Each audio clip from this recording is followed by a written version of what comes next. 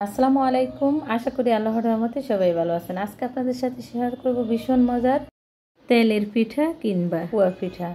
তো আমি যেই প্রসেসে পুয়া পিঠা বানাই, আপনারাও যদি এই ভিডিওটি দেখে এই একই প্রসেসে পুয়া পিঠা বানান, যাদের পুয়া পিঠা কখনো ফুলে না তাদেরও ফুলে এমন টুপির মতো হয়ে যাবে পিঠা।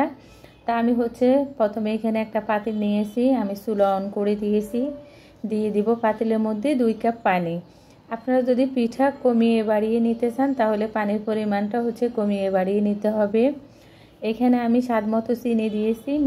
মিষ্টিটা আপনারা আপনাদের স্বাদ অনুযায়ী দিবেন। দিয়েছি একটু লবণ। এখন এই চিনিগুলা পানির মধ্যে গলা পর্যন্ত আমাদেরকে অপেক্ষা করতে হবে।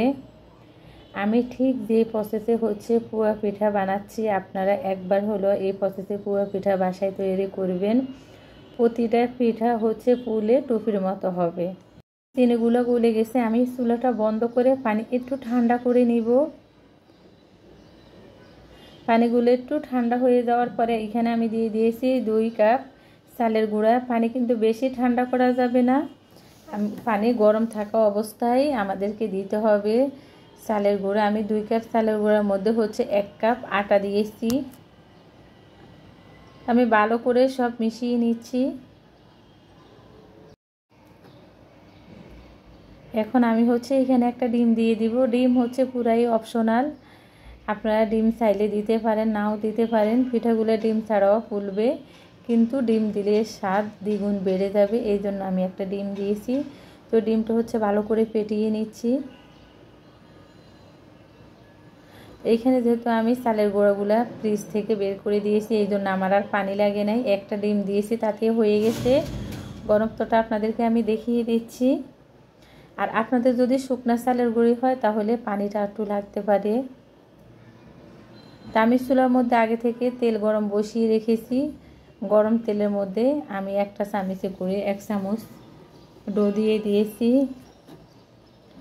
পিঠাটা দেখবেন আপনারা কতখানি ফুলবে।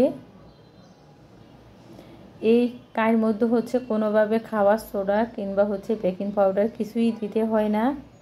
শুধু আমি যে প্রসেসে কাই তৈরি করেছি, আপনারাও এই প্রসেসে করবেন। চিনিগুলো আগে চুলার মধ্যে পানি দিয়ে গলিয়ে নেবেন, তাহলেই হবে। আমার একটা পিঠা হয়ে গেছে, মাশাআল্লাহ কতখানি ফুলেছে আপনারা দেখে বুঝতে পারতেছেন। আমি আরেকটা পিঠা আপনাদেরকে দেখিয়ে দিচ্ছি।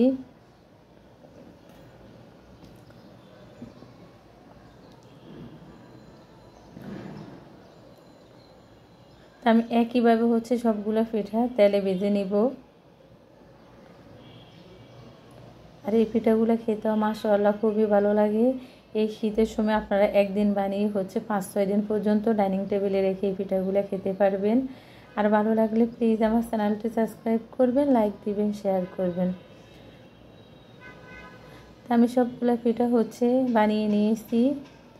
সবগুলো পিঠা মাশাআল্লাহ খুবই সুন্দর হয়েছে। সবগুলো পিঠা ফুলে একেবারে টুপির মতো হয়েছে।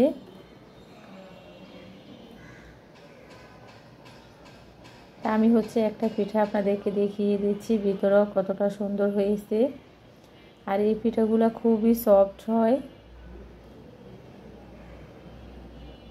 আপনারাও বাসায় বানিয়ে দেখতে পারেন এই প্রসেসে এই পুয়া পিঠা বানিয়ে। প্রতিটা পিঠা আপনাদেরও ফুলবে। তো সবাই ভালো থাকবেন।